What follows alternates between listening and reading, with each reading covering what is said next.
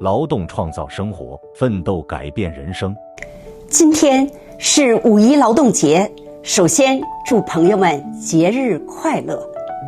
小的时候特别盼着过5·1，因为只有过5·1劳动节，才能到中山公园去游园，才能穿上花裙子，才能戴上自己亲自做的花环。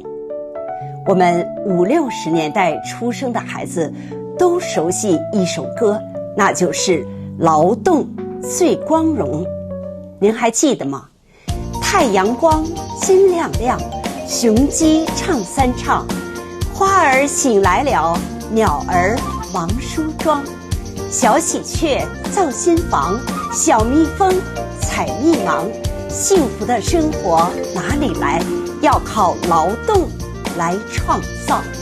我们是听着这首儿歌长大的，劳动最光荣也影响了我们一生。记得小的时候有劳动课，每周老师都会带着我们做各种各样的劳动。有一年老师带我们到顺义去拔麦子，我记得那时候自己只有13、14岁，特别的要强。我使尽了全身的力气，在全班拔了第1，把那些男孩都远远地甩在了身后。说起劳动，父母也为我们做出了榜样。那个年代家家都不富裕，孩子少的4、5个，多的7、8个，所以父母除了工作还要承担所有的家务，也带着孩子去做。那时候的孩子刷碗扫地倒垃圾是必须要做的。我记得父亲80多岁还在教学生，诲人不倦，而且送艺上门。母亲的勤劳能干是出了名的。那时候他负责一家10几口人的采买、做饭、缝补、浆洗，起早贪黑。80年代还没有洗衣机，都是用洗衣盆去洗，那种瓦盆里边刷了一层绿釉，母亲用木质的搓板，负责搓洗全家的被罩、床单，全部衣物。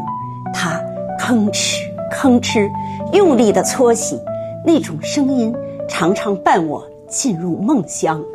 16岁，我和同学们奔赴了黑龙江边陲北大荒。当年北大荒艰苦的环境，繁重的体力劳动，对我们又是一个磨练。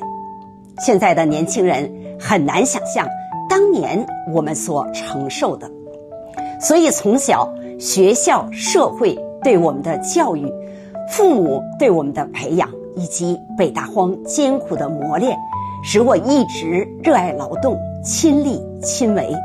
1995年我自主创业，到今年2025年，整整走过了30年的风雨。我和我的同仁们和我们的团队，用勤劳的双手、辛勤的汗水，为社会、为国家做出了贡献。我认为这一切都和劳动有关。八卦掌博物馆的建立也和劳动有关，可以说没有劳动就没有八卦掌博物馆。我们12年坚守初心，12年公益向全社会服务和开放。这12年我们光地板就换了4次，最开始是瓷砖，瓷砖太硬，我们换了地毯，地毯不耐脏，我们又换了木地板，木地板不防滑，我们最后又换了防滑防水的。12年不用扬鞭自奋蹄，全心全意的为朋友们服务。所以说，没有辛勤的劳动，没有无私的奉献，这一切是不可能的。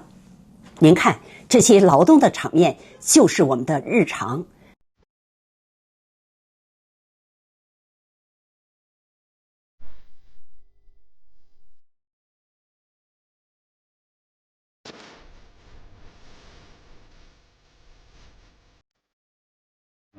这个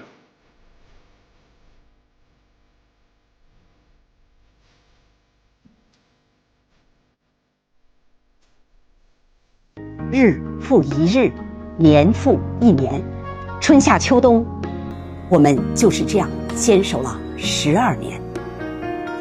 我们的八卦掌视频也已经第32期了，感谢社会各界朋友的关注和支持。值此5·1劳动节之际，我代表八卦掌博物馆，祝天下的劳动者和朋友们节日快乐。下一集继续为您播讲八卦掌20名家的故事。